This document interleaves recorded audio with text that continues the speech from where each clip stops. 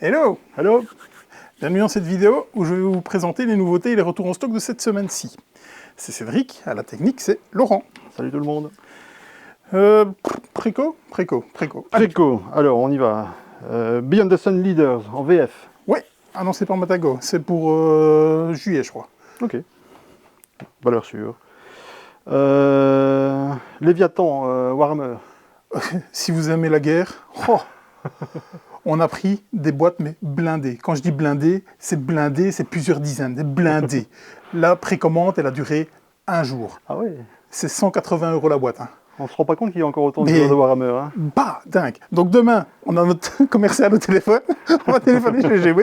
On va dire, dis, des boîtes comme ça, t'en as encore? Il m'en faut un peu plus. Parce que là, ok. Donc pour le moment, plus de précommande possible. On espère demain ou aujourd'hui quand vous regardez la vidéo. On espère.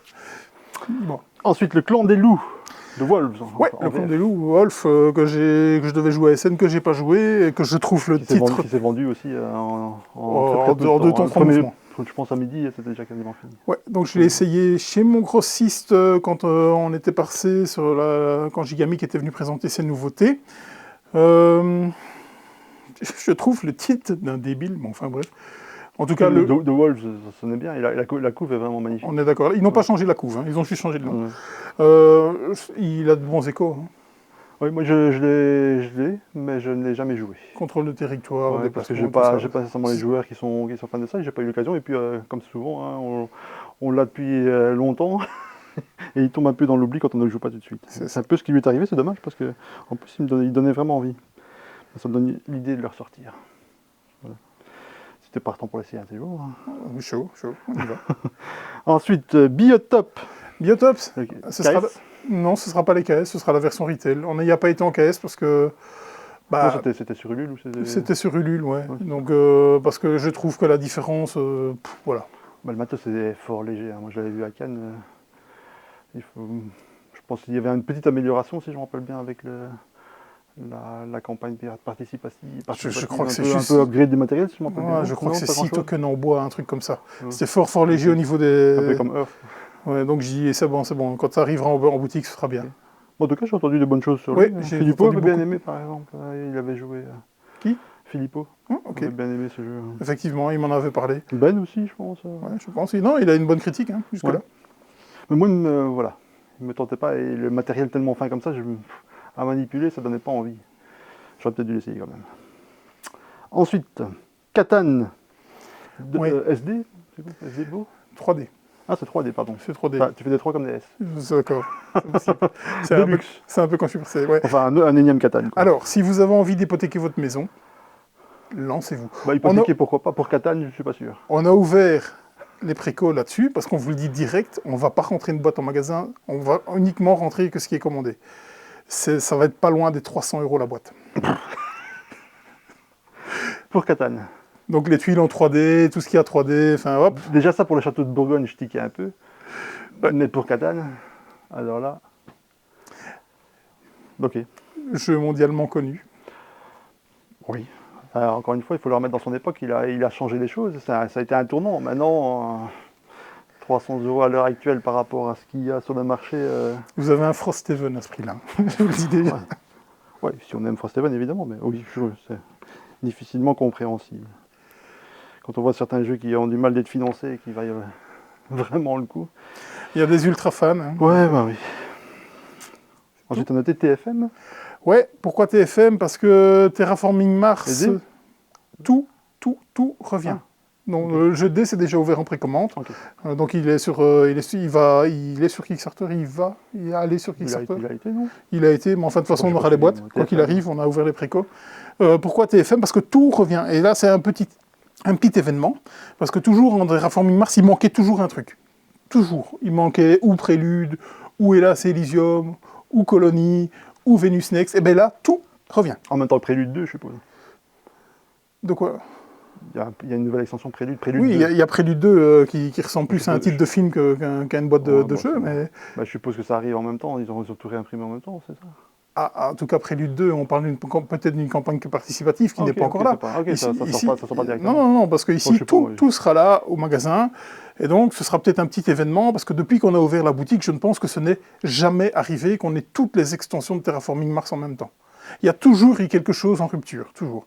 Donc, petit événement, Terraforming Mars revient au complet.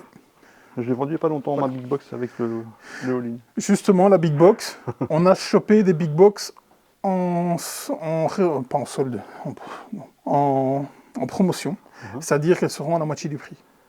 Ce qui devient un prix raisonnable pour une boîte vide. Par rapport surtout à la qualité de ce qui est proposé. Donc on en a pris, on en aura quelques-unes. Voilà, vous le savez. C'était un peu pour les amateurs. C'était un peu de tout, c'est tout. C'est tout ce que tu as noté en tout cas. C'est pas mal, voilà. On est parti pour les nouveautés. Allons-y. Et on va commencer par Hens. Qu'est-ce qui nous a fait ça, s'il te plaît? Il s'agit de Gianpaolo Razzino. Et au pinceau de Marco Saloni, qui a fait One Card Dungeon, notamment. One Card Dungeon, ouais. Donc, c'est chez Happy Meeple. C'est chez Happy Meeple Games pour la localisation. Il était sur Kickstarter. C'était un Kickstarter. C'est du 1 à 4 joueurs, c'est du 10+, pour des parties de 20 minutes. Donc c'est un jeu de tableau, principalement. Donc vous allez prendre des cartes, soit dans la pioche, soit dans la défausse de vos adversaires. Et on va essayer de... pas faire des... Enfin, si, faire des familles, mais on va essayer plutôt de créer des chemins, de savoir poser les cartes avec les bonnes valeurs. Et ça... c'est pas si évident que ça. Je l'ai joué avec mon grossiste. À la lecture des règles, ça me paraissait fort. Hein. Et comme tu comparais Arboretum, Arboretum est quand même nettement plus libre dans le placement que les Hens. À la lecture des règles, j'aurais dit qu'Arboretum, parce qu'Arboretum, c'est toujours été un jeu que j'ai toujours eu beaucoup de mal. Il ne convient pas manifestement à mon esprit. Hein. C'est peut-être ça. Moi, j'aime beaucoup Arboretum. Moi, j'aime beaucoup. Ici, j'ai beaucoup aimé aussi parce que vous allez avoir des scorings à atteindre. Avec, si vous avez plusieurs petites cartes, vous allez marquer des points. Si vous n'avez que des petites cartes, vous ne marquerez peut-être pas de points, donc il y en aura tout plein. Vous allez aussi essayer de marquer des points avec vos familles, mais donc vos familles, il va falloir que vous mettiez vos poules les uns à côté des autres pour que ça matche bien, mais c'est pas si simple parce elles ont toutes des valeurs et il va falloir tenir compte des valeurs qu'il y a de côté adjacent. Et là, c'est un solide casse-tête, ça je peux vous le dire. Ça va arriver souvent que vous retourniez la carte de façon à ce qu'apparaisse un poule allié parce que vous ne savez pas la placer, parce que vous n'avez pas les valeurs. Donc c'est quand même très intéressant. Moi, j'ai beaucoup aimé. J'ai repris une boîte parce qu'il y a un solo. Je vais tester ça ce week-end sûrement. On monte bien la couverture parce qu'on peut la placer facilement à côté de fasanerie, Fancy Feather. Couleur. Ouais, mais fasanerie c'était on était un step au-dessus. Même si j'ai des choses qui sont bien au-dessus de fasanerie, mais il y a l'excuse de l'âge. Là c'est tout récent. Soit oui. Rien que pour la couverture. En même temps, pourquoi ce thème? C'est un truc qui me... À quel moment tu te dis je vais faire un jeu de cartes et je vais faire un thème de poule? Me dis pas qu'il est parti du thème pour faire son jeu. Là, j'y crois absolument pas une seconde. Mais à quel moment tu te dis c'est une bonne idée de prendre des poules pour faire... Enfin, soit. On digresse. On digresse.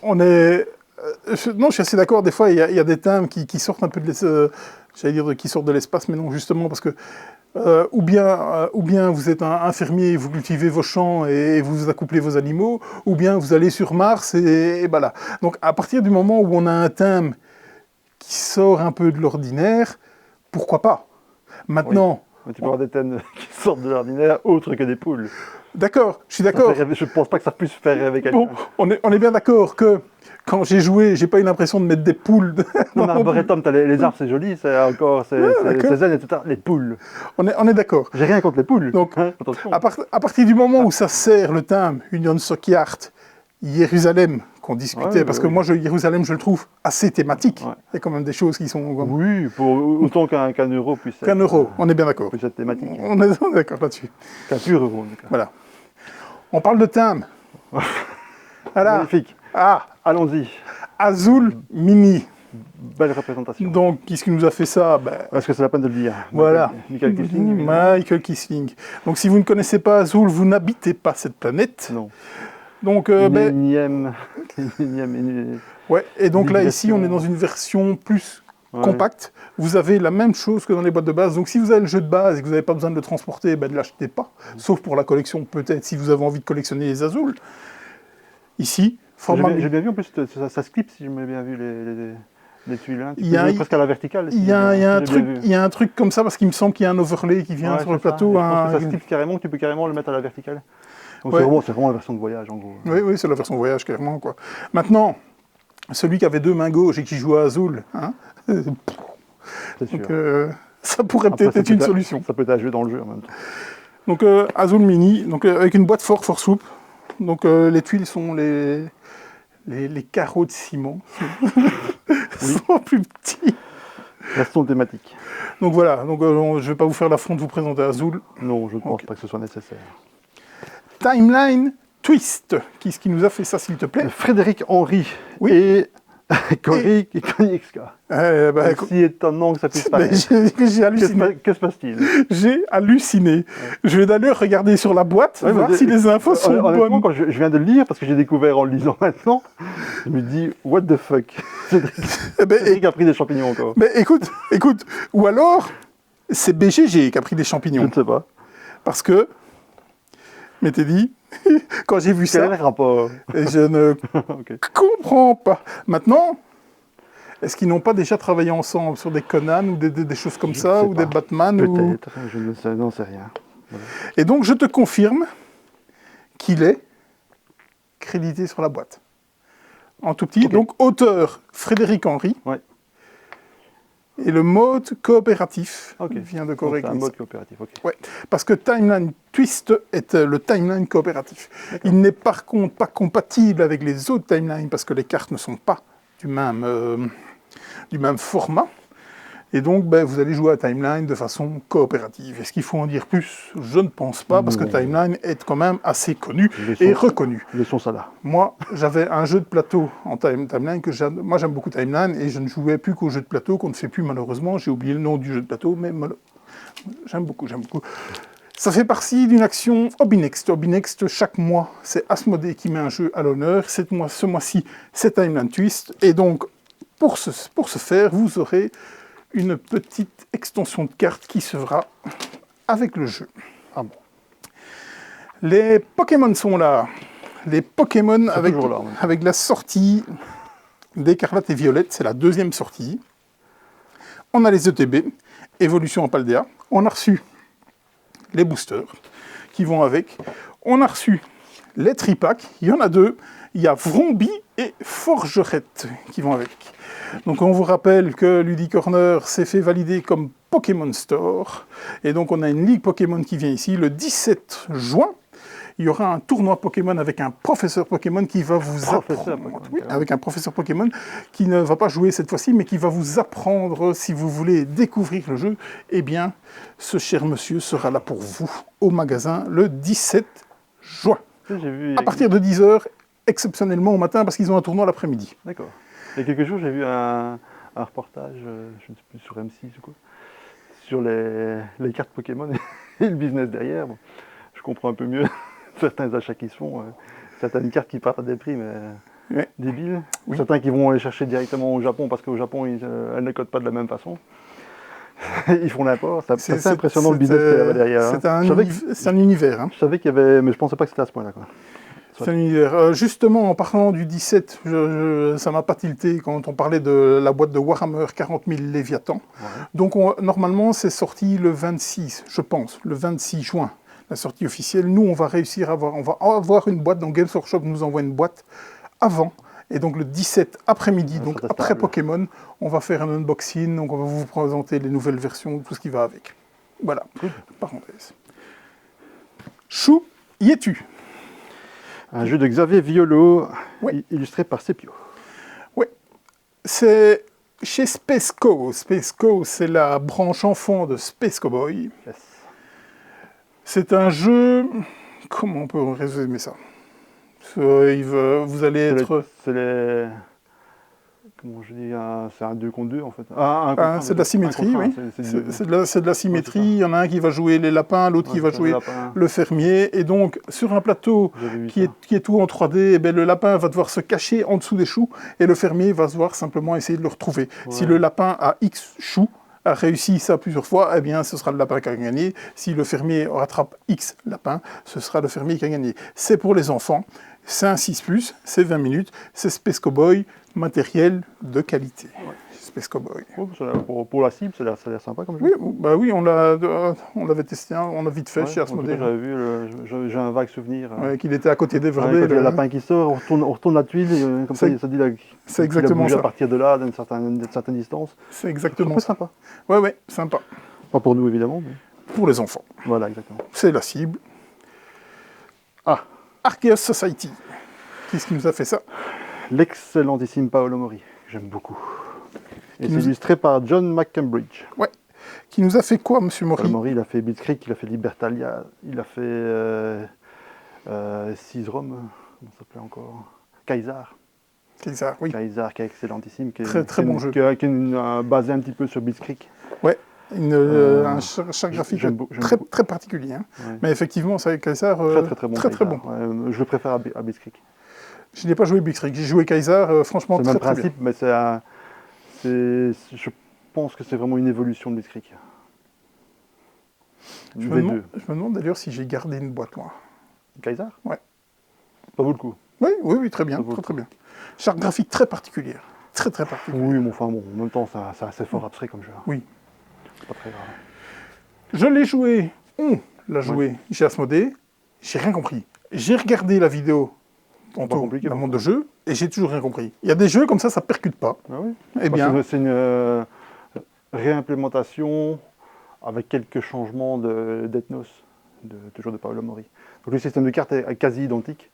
Là où ils ont changé, c'est la finalité, parce que dans Ethnos, en fait, il fallait jouer un certain nombre de cartes pour pouvoir placer des tokens dans des régions. Bon, c'est une affaire de majorité à la fin du jeu, enfin au moment du scoring. Et donc dans Ethnos, il fallait simplement jouer des cartes pour placer des tokens dans les régions, de manière à essayer d'obtenir les majorités. Alors qu'ici, on avance sur des pistes en fait. Quand on joue des cartes, on avance sur des pistes. Ben, c'est un peu le même principe, mais il y a plus cette notion de majorité. Le jeu est peut-être un petit peu moins méchant, entre guillemets, même si on ne peut pas dire qu'il était vraiment méchant. Mais voilà, ça reste le moteur elle-même. Les gens qui aimaient le premier aiment Arceus Society.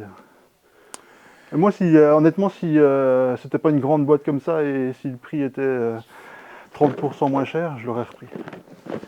Moi, je comprends pas pourquoi ils ont fait un jeu comme ça dans une grande boîte. Est-ce qu'on est choqué du prix de cette boîte-là? Non, après je comprends parce qu'il y a un insert avec il y a 12 decks que tu peux choisir. T'en prends 6 si je m'abuse sur les 12. Et donc ça permet d'avoir du choix. Et donc il y a une espèce d'insert qui permet de séparer les decks, ce qui est assez bien fait. Donc je comprends un petit peu l'idée de la taille de la boîte, mais bon. Voilà. 2 à 6 joueurs, c'est du 12+, pour des parties de 60 minutes, et donc c'est chez les Space Cowboys, celui-là. D'ailleurs, ah oui, d'accord, ok. Je m'étais dit, tiens, pas de logo. Bien. Non, ça reste une valeur sûre. Après, je trouve ça un peu cher pour ce que c'est. Personnel. Everdale. Il y avait longtemps qu'on n'a plus parlé d'Everdale. J'ai l'impression qu'on en parle chaque semaine. Il était dans le top des ventes. Oui, donc, heureusement. Parce que s'il n'était pas, je m'inquiéterais. Everdale Mistwood, c'est l'extension 5 d'Everdale, donc qui nous a fait ça rapidement? Robert Bell, Chrissy Pesque et James Wilson. Au pinceau. Illustré par Andrew Bosley. Voilà. En partie responsable comme du succès, à mon avis. Hein. Parce qu'on enlève le thème un peu mignon. Oui, très joli, hein, bien sûr. Oui, bien sûr. Combo. Oui. Enfin, bon, ça. Qu'est-ce qu'elle apporte? Eh bien, je ne sais pas. Probablement rien d'important. Ah, je ne sais pas, j'en ai aucune idée. Ici, j'ai une journée de dingue au magasin, et je me suis dit, je vais regarder la vidéo. Non, tu ne regarderas pas la vidéo. Je pense que tout est disponible, ça c'est en VF, mais en VO, je pense que tout est disponible, y compris la Big Box maintenant vendue, si j'ai bien vu, séparément. Oui, sûrement, déjà sur Kickstarter et tout ça. Donc, mais je pense que maintenant, tu peux l'avoir en boutique, en version boutique. Ok. Je vais donc regarder ça parce qu'effectivement, pour les fans d'Everdale. Oui, ça, c'est une espèce de cercueil, ça va se vendre. Hein. Donc vous avez quand même quelques boîtes. On peut la ranger à côté d'Anachronie. Oui, c'est ça. Je pense qu'elle est même plus grande qu'Anachronie. Est-ce qu'ils vont arrêter? Bah non. Ça fonctionne, ça cartonne. Exactement. Pourquoi s'arrêter? Tout à fait. Fucking dilemme. Rien que pour le nom. Rien que pour le nom. Corentin Lebras et Théo Rivière. Rien que ça. Ouais. Rien illustré que ça. par Maxime Morin. illustré par Marcel Morin. C'est ce genre de jeu à la con que j'aime bien. Qu'est-ce que vous allez faire dans fucking dilemme? Eh bien, déjà, il va y avoir un joueur qui va être le fucking joueur. Tous les autres, enfin non, pas tous les autres, je pense celui à votre gauche, celui à votre droite, c'est un jeu qui se joue de 2 à 10. C'est un thème, c'est 16+, parce qu'il y a des cartes qui sont... On y va, pour des parties de 20 minutes. Donc je pense que le joueur de gauche et le joueur de droite, il y en a un qui va prendre 3 cartes bonus, 3 cartes malus. Ils vont en sélectionner une, et donc ça va être votre dilemme que le fucking joueur va devoir dire si, pour lui, il est OK à prendre ce dilemme ou pas du tout. Et donc, qu'est-ce que vous allez avoir? Donc, dans les cartes positives, donc je vais lire l'exemple qu'il y a ici. C'est tu peux choisir le temps qu'il fait. Ça, c'est la carte bonus. Mais, en contrepartie, dès que tu pètes, tu saignes du nez. Voilà. Et donc, le fucking joueur va devoir dire s'il veut. Donc, il va avoir toute une papote qui va se faire autour en disant on va essayer de cadrer un peu ce que ça pourrait dire. Et donc, tous un peu à la manière d'un gladiateur va dire allez, 1, 2, 3, et hop. Voilà. Et donc, y compris le fucking player. Y compris le fucking player, parce que ceux qui vont dire la même chose que le fucking player faut marquer des points de victoire qui va avec.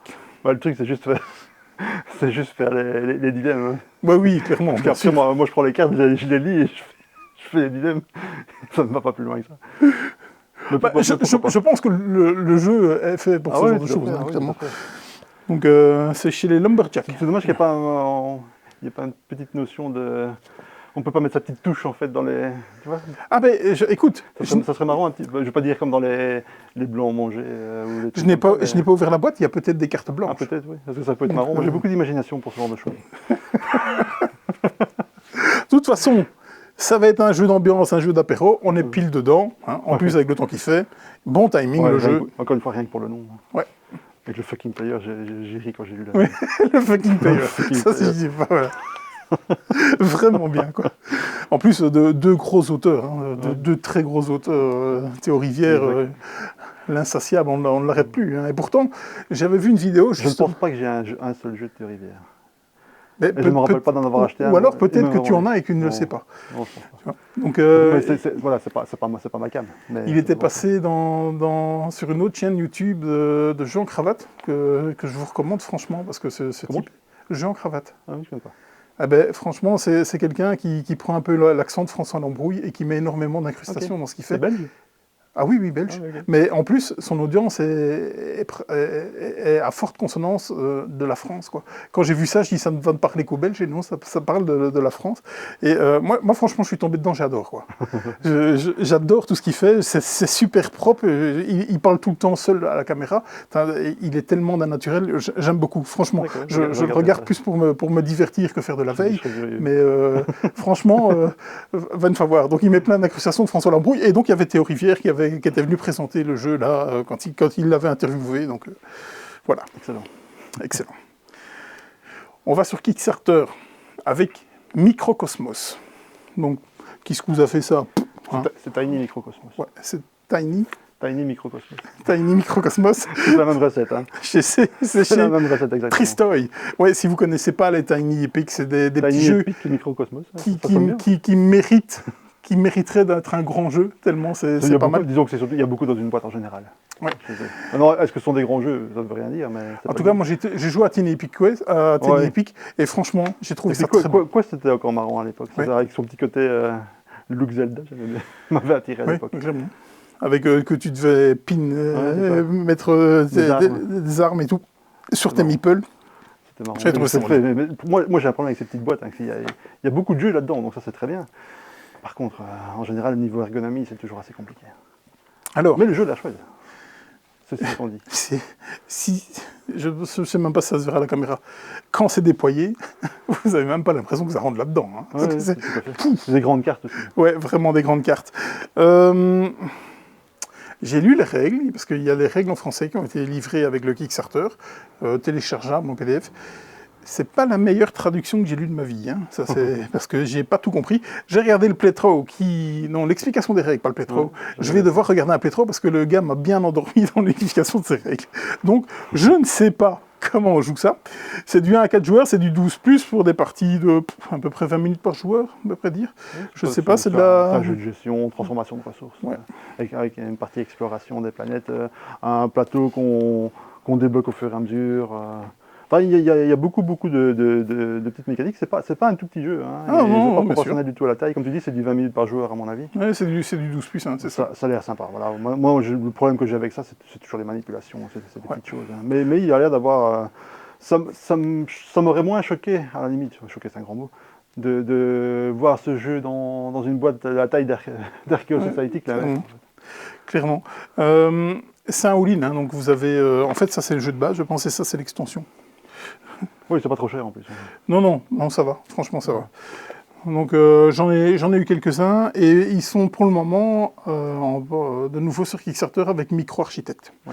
Et c'est pas leur premier jet, hein. Je pense qu'il y a déjà un micro avant, je pense que c'est le 3e de l'opus. Si les campagnes fonctionnent, et encore une fois, ils ont repris la recette de Epic qui cartonne toujours. Je pense qu'ils ont fait plus de 4500 backers pour un petit jeu comme ça, je pense que c'est pas trop mal. C'est une recette qui marche toujours, j'ai du mal de comprendre le succès, mais force est de constater que ça fonctionne, et le jeu n'a pas l'air mal du tout. Après, il faut y jouer pour Je vais vraiment essayer de le jouer, vraiment pour me faire une idée. Moi, je suis partant. D'autant plus pour savoir si je me lance dans micro-architecte du coup. Parce que... Au revoir. J'ai l'impression qu'il y a un tout petit peu plus un micro-architecte à voir. Je n'ai pas vraiment approfondi. Mais... Je n'ai pas encore regardé. J'ai vu qu'ils étaient dessus, j'ai reçu les conditions. Je m'étais dit, je vais vite essayer de jouer Microcosmos. Pour le moment, les astres ne s'alignent pas. Mais je vais essayer ça. On peut essayer de regarder ça pour mardi. Allez, on bloque mardi alors. Pourquoi pas. Allez. Bon, il faut que tu prennes ta boîte parce que ça, je ne l'ai pas. Oui, j'ai des boîtes à la maison. On va sur Int, et c'est Int Pocket, parce que Int existe déjà, c'est un jeu de 2014, et ici nous avons Int Pocket. Donc qui est-ce qui nous a fait ça? Il s'agit de Joas Resting, Ipesen, je ne sais pas, et Jesper Bulot. Je suis certainement bien écorché, mais bon. Donc, c'est pas très grave. Toute particularité, c'est que vous allez devoir prendre une canette et poser le jeu dessus. On l'avait vu chez... avec le truc qui tourne. Et donc, vous allez... J'ai trouvé ça assez gadget, d'ailleurs. Oui, bien sûr. Voilà. Bien sûr, mais ça attire l'œil. Oui, tout à fait. Et d'ailleurs, moi j'ai le problème avec ça, c'est que j'ai pas l'impression que c'est un jeu. Je vois ça dans un rayon.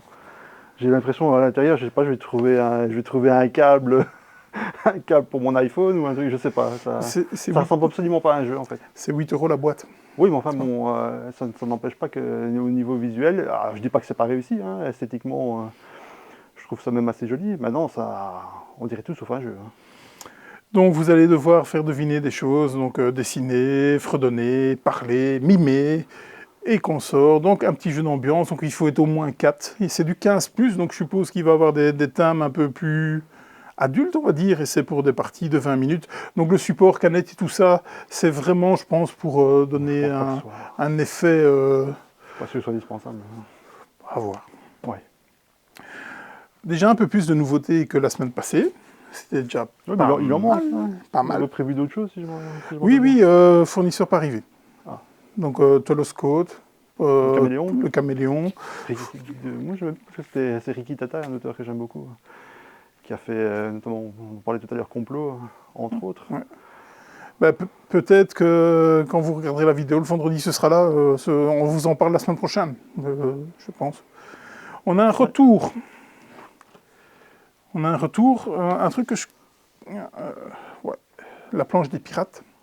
J'allais dire une bêtise. J'en ai déjà dit une énorme là-dessus. Oui, ça, je me rappelle ça. En disant, je comprends je comprends pas pourquoi il n'est pas nommé à l'As d'or enfant, alors qu'il y était. Là, j'annonce. C'était pas obligé de le rappeler. Hein.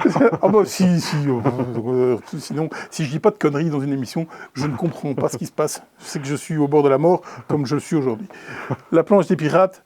Donc, le matériel est dingue. Et donc, pourquoi on les a eus? On a dû les renvoyer chez Asmodée parce qu'il y avait un problème, justement, d'aimantage. Il y avait certaines planches qui ne tenaient pas. Toutes les boîtes? On a dû renvoyer toutes les boîtes. Ah oui. Ouais. On n'a pas pu les vendre, on a dû renvoyer toutes les boîtes. Parce qu'il y avait des faiblesses sur certains aimants, ce qui fait que quand on joue, quand on a chacun son éléphant et qu'on tombe sur la planche la plus faible, voilà. Donc, ils ont tout rappelé franchement, ça, c'est encore quelque chose qu'on ne comprend pas. Donc, on pourrait dire, est-ce que c'est bien? Je ne sais pas, parce qu'on a dû renvoyer les boîtes, ils ont ouvert les boîtes, ils ont changé les pièces qui devaient être changées, ils ont refilmé les boîtes. Oui. Je pense qu'il y a pas mal d'éditeurs qui auraient simplement envoyé oui, le rectificatif. Hein. Le rectificatif. Maintenant, il y a peut-être d'autres choses qui ont été faites et qu'on n'est pas au courant. Donc voilà. Le matériel est super bien. Franchement, ces petits éléphants, ils donnent vraiment envie de jouer. Donc c'est un jeu pour les enfants 5+. J'annonce, il ne gagnera pas l'As d'or, mais tu prends les risques. Ouais, il est au moins dans les 3 jeux enfants qui ont certainement marqué le début de cette année. Il passe ici j'en avais même encore entendu parler à UK Game Expo, où dans sa catégorie, il a pas mal fait parler de lui encore. Donc c'est monsieur Florence Irex et Benoît Turpin, et au pinceau c'est Camille aussi. Voilà, donc il est de retour en stock. C'est bien entendu un jeu pour les enfants. C'est du 5+. Oui. Voilà. C'est tout. Bon. C'est pas mal. C'est pas mal. On va manger plus tôt. on ira manger plus tôt. J'ai joué à 2-3 trucs. Il y en a un, le jeu n'est plus trouvable pour l'instant, il est en rupture méga totale, donc ça ne sert à rien d'en parler. Il y en a un autre qui m'a bien déçu. Ah si, moi je veux savoir. C'était quoi, Ah, c'était Final Girl. Ah oui, ok, Final Girl. J'ai joué à Final Girl.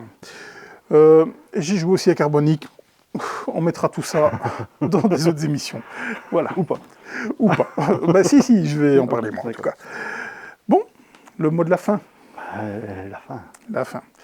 La fin. Toujours. Allez, à bientôt. La guerre. Salut. À bientôt, salut.